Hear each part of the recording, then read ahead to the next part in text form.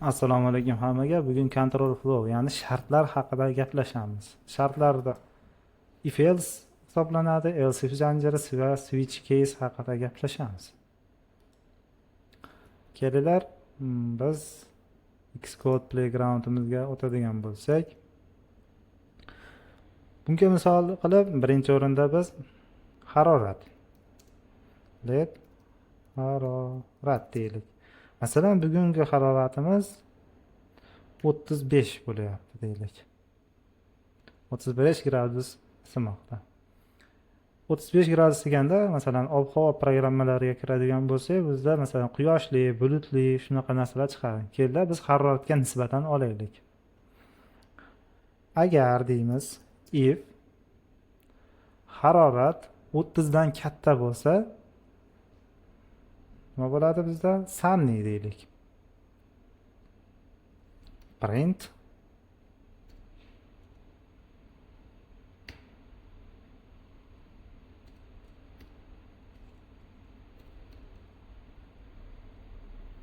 masalan quyoshli 30 dan katta, quyoshli deb chiqdi. Kelinglar, shu joyga bironta ikonkalardan foydalanamiz. Edit bo'limiga o'tib, emojilardan sun deylik, quyosh. Xo'p.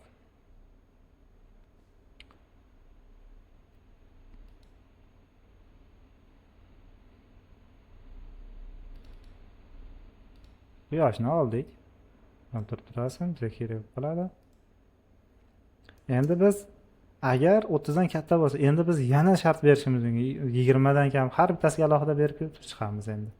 Demak, else if deylik. Harorat nima bo'lsa, masalan 20 dan katta bo'lsa deylik, 20 gradusdan baland bo'ladigan bo'lsa,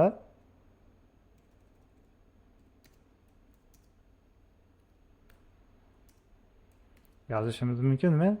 Bulutli bo'lishi mumkin. Bulutli quyosh bo'lishi mumkin. Print deymiz.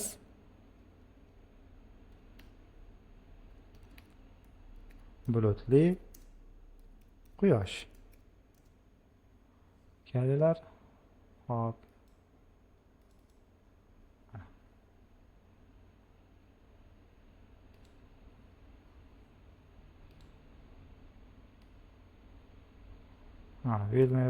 Bosh narsa qilmaydi. Endi kelinglar, 20 dan kichkina bo'ladigan bo'lsa, tekshiringlar, aks holda faqat bitta qo'yaylik, else nima bo'lsin? Bulutli bo'lsin. Print bulutli. String olmabmiz. Har qanday ma'lumot bu joyda stringda chiqishi kerak bo'ladi, albatta. Kelinglar. Xo'p, bizda aniq qiymat bo'lganligi uchun kelar let mana shuni var deb e'lon qilaylik. Let tursa ham bo'lar ekan. Let. Kelinglar, shuni agar men nima qilaman? 20 qiladigan bo'lsam nima bo'ladi? Bulutliga o'tadi. 25 qiladigan bo'lsam, bizga chiqayotgan qiymat bulutli quyosh. Endi buni tahlil qilib chiqamiz. Bu shunday narsaki, harorat 25 bo'lsa, agar deyapti, harorat 30 dan katta bo'lsa, quyoshli, 20 dan katta bo'lsa, demak 30 dan katta bo'lsa, bu qolgan shartlar ishlamaydi. Endi biz 25 kiritganimiz uchun 20 dan katta bo'lsa degan ikkinchi shartimiz bulutli quyosh ishlamoqda. Aks holda, har qanday holatda, masalan, 1 deymizmi, o'shalarda else har qanday holatda shu joyga tushadi. Shu if else oddiy mantig'i shunday ishlaydi.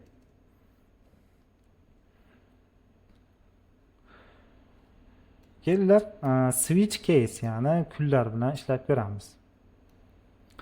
Masalan, kun deylik. Bugun masalan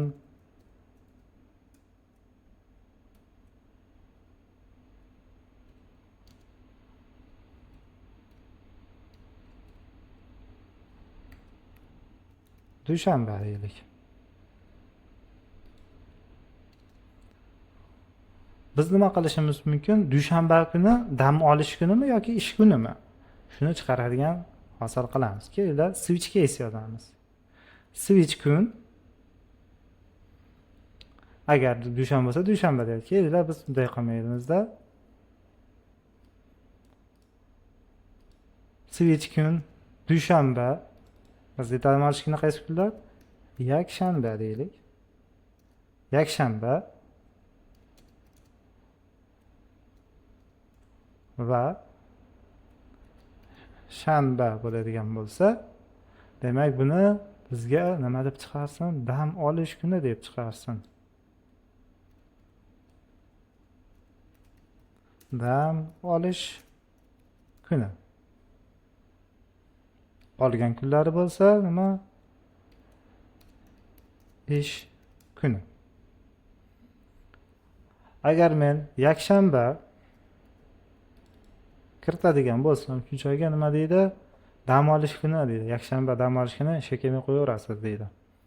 Endi boshqa kunlarni kiritadigan bo'lsak, masalan, juma, masalan, bugun juma bo'ladigan bo'lsa, bugun ish kuni, ishga kelishingiz kerak deb jo'natadi. Bu switch case mantig'i shunday ishlaydi.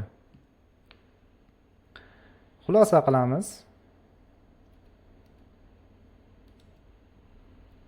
Biz nimalarni ko'rdik? If else zanjiri va switchni ko'rishimiz kerak edi. Demak, haroratni sinab ko'rdik. Sizlarda bu prezentatsiya bor. Shunchaki copy paste qilib ham sinab ko'rishingiz mumkin. Demak, 25 dan katta bo'lsa, demak, issiq. Xuddi shunday davom etadi. Mana dushanbani kiritdik, shanba yakshanbadan bo'ladigan bo'lsa, nima bo'ladi? Dushanba kiritganda buning natijasi dars bor deydi. Masalan, sizlar darsda bo'lsalaring, dars bor deydi. Shart yozish. Shart doim bool, ya'ni true false shunaqami yoki yo'qmi degan savolga javob bo'ladi. Qavslar majburiy, mana figurniy qavslar. Tartib albatta muhim. Sizlarga vazifa bo'ladi. Baho dasturi, hafta kunlari va yosh tekshiruvi haqida shartlar yozasiz. If else yozib ko'rasiz, switch case yozib ko'rasiz, else if zanjiri bizning prezentatsiyamizda bor, bemalol foydalanishingiz mumkin. Hammaga rahmat, sog' bo'linglar.